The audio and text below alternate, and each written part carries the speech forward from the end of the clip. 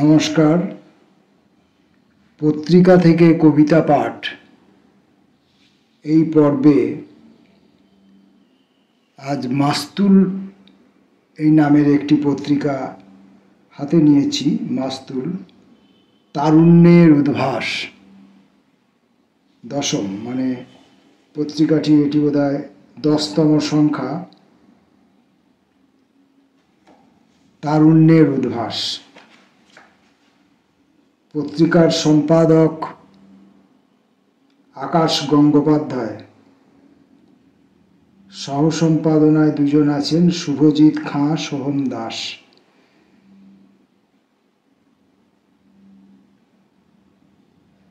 এইখানে এই পত্রিকা থেকে অনেক কিছু পড়া যায়। অনেক কবিতা আছে, অনুবাদ কবিতা আছে, কিছু গদ্য আছে, উপন্যাসও আছে, গল্প আছে, বিবিধ বিষয় আছে। কিন্তু তা নয়, আজকে পত্রিকা থেকে কাব্যগ্রন্থ এরকম একটা বিষয় এই বই থেকে আমরা, এই পত্রিকাটি থেকে আমরা পেলাম, যে এই পত্রিকাটির মধ্যেই একটি সম্পূর্ণ কাব্যগ্রন্থ প্রকাশিত হয়েছে বিচিত্র রকমভাবে। সে বিচিত্র রকমটি কেমন তার দু একটি চিত্রপট এর মধ্যে রাখছি। সেটা দেখলেই আপনারা টের পাবেন যে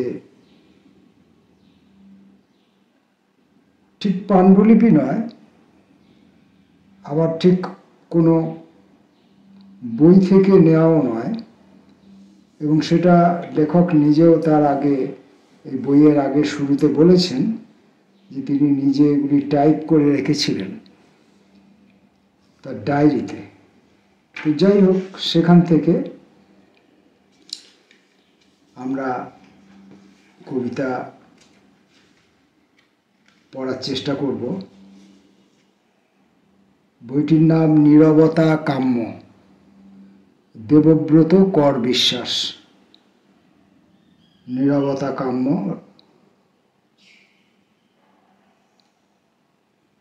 বইটির জন্য একটি প্রচ্ছদ নির্ধারিত রয়েছে। প্রচ্ছদ শিল্পী প্রীতম রায়।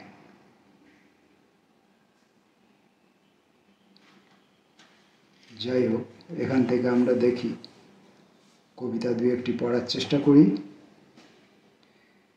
সংখ্যার দ্বারা চিহ্নিত। নীরবতা কাম্য। একটি রাস্তা বাঁক নিতে নিতে হৃদয়ে মিশেছে, অথচ তার ত্রিকোণমিতি ছিল। শূন্য এক চায়ের টেবিল ছিল, তাই সবিস্তারে নেমে এলো বিড়াল কান্না, পুরনো কোনো বধূর মতো।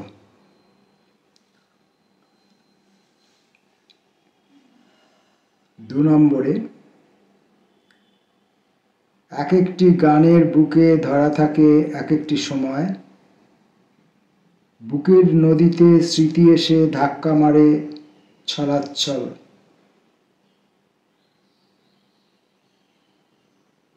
বুকের নদীতে স্মৃতি এসে ধাক্কা মারে ছলাৎ ছলাৎ। জোয়ারের গন্ধ শুঁকে নিজেকে বদলে ফেলে মানুষ।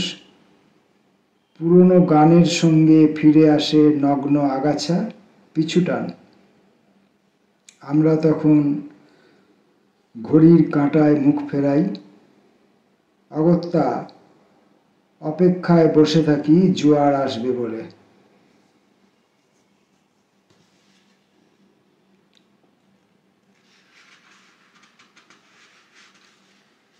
তিন নম্বর, নদীর ধারে দাঁড়িয়ে থাকা তোমায় মানায় না। দূর থেকে দেখলে নদীর অপমান হয়, অথচ তুমি ভালো সাঁতার জানো, তোমার প্রেমে পড়ারও আশঙ্কা নেই।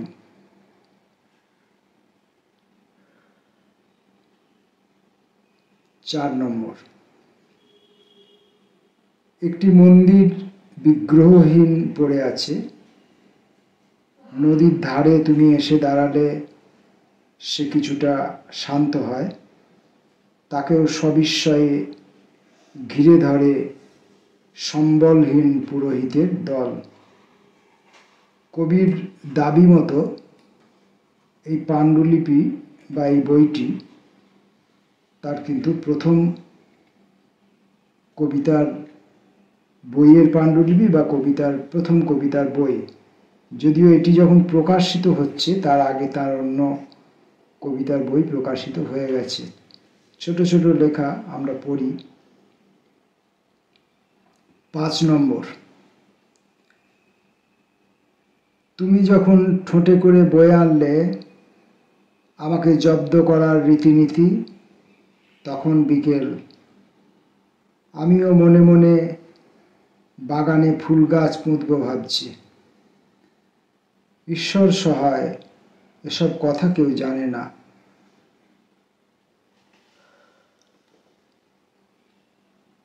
6 নম্বর, তোমার ছেলে মানুষের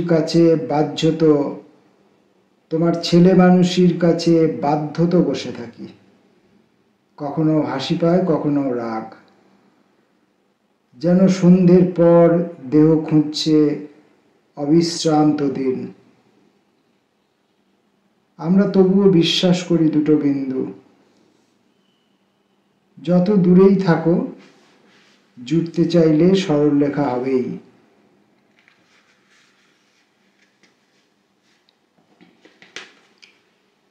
পরেরটি 7 নম্বর, নিয়মিত অঙ্ক চর্চা করেছো বলেই তোমার পথে পথে আবছা জলের দাগ।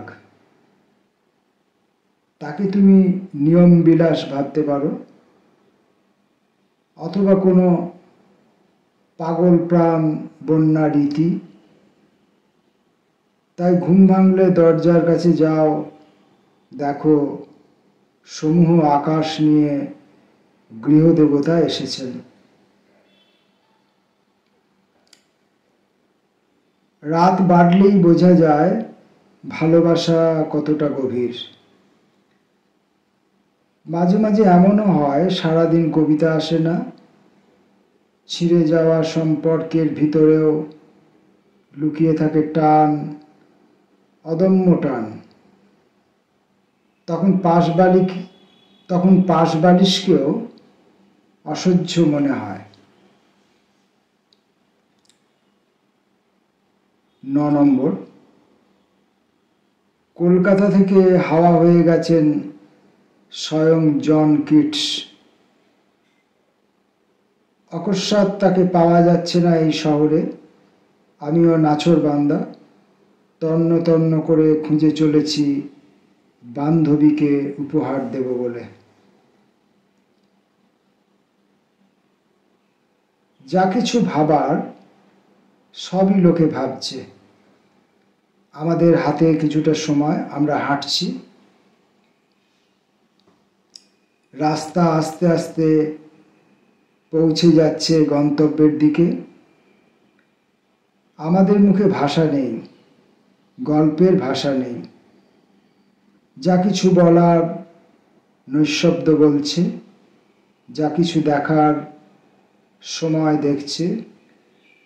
সময়ের আড়ালে তৈরি হচ্ছে গোপনতম আঁতাত।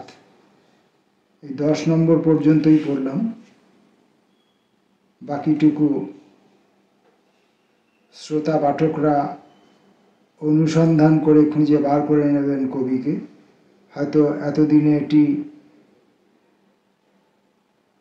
একটি নিজস্ব বই আকারে হয়তো প্রকাশিত হয়েছে। আমি তো পড়লাম এটা পত্রিকার ভেতর থেকে। তা কবির দাবি মতো এটি তার প্রথম কবিতা বইয়ের পাণ্ডুলিপি, এবং আমাদেরও কখনো কখনো বিশ্বাস হচ্ছে যে এটি তার প্রথম কাব্যগ্রন্থ হওয়া, মানে পাণ্ডুলিপি হওয়া সঙ্গত দাবি। তবে প্রথম পাণ্ডুলিপি হলেও বা প্রথম কবিতার বই হলেও এর মধ্যে কিন্তু কবির দক্ষতা প্রকাশ পেয়েছে। কবিতাগুলির সংহত আকারে মানে বাক সংযমের যে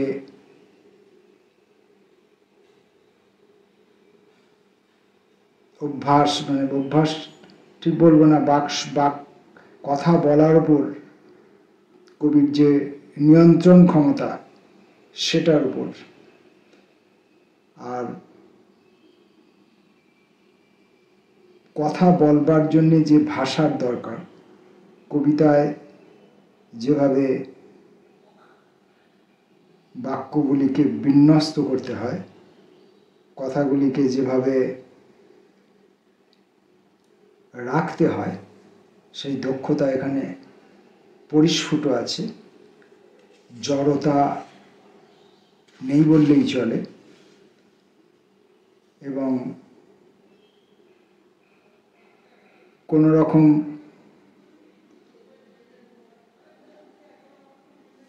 কপি পেস্টের লক্ষণও আমার চোখে পড়েনি। আমার ভালো লাগছে, আমি সবগুলোই পড়েছি, এবং এই জন্যই মাঝে মাঝে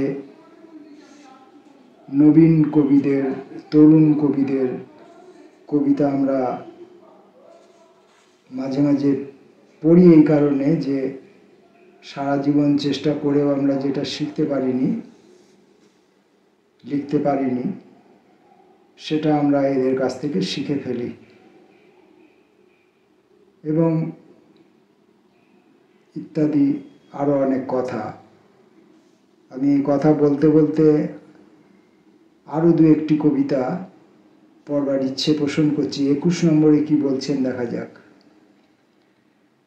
নেশাখোরেরও কিছুটা আনুগত্য থাকে অন্তত নেশার প্রতি। আমরা সবাই জানি, সবাই বুঝি, শুধু কেউ একটু বেশি ফুটেজ পেয়ে গেলে আমরা সরীসৃপ হয়ে যাই। অন্ধকারেরও চোখ জ্বলতে থাকে নেশায়, তাই তো।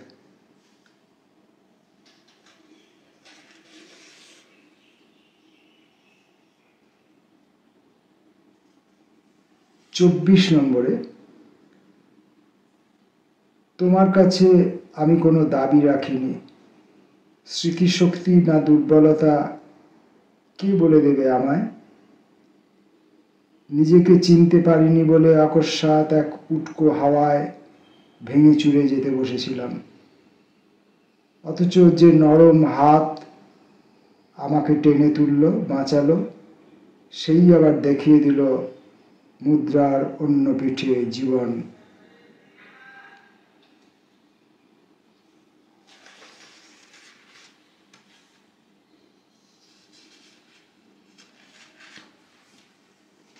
ছাব্বিশ নম্বর কবিতা। আমি বরাবর ঝোড়ো হাওয়ার ভিতর হাঁটতে হাঁটতে হাঁটতে নদীর কাছেই এসেছি। আশ্রয়ের খোঁজে মৃদু স্বরে বলেছি, কাছে এসো অথবা অবহেলা দেখাও। নদী তুমি শুনে রাখো, চলে যাবার পাত্র আমি নই। অর্থাৎ আমি গোটা বইটাই প্রায়, মাঝে কয়েকটি বাদ দিয়ে প্রায় গোটা বইটাই প্রায় পড়ে ফেললাম। একটা শান্ত, নরম, স্নিগ্ধতা মাখা কিছু কথাবার্তার সমাবেশ। নমস্কার।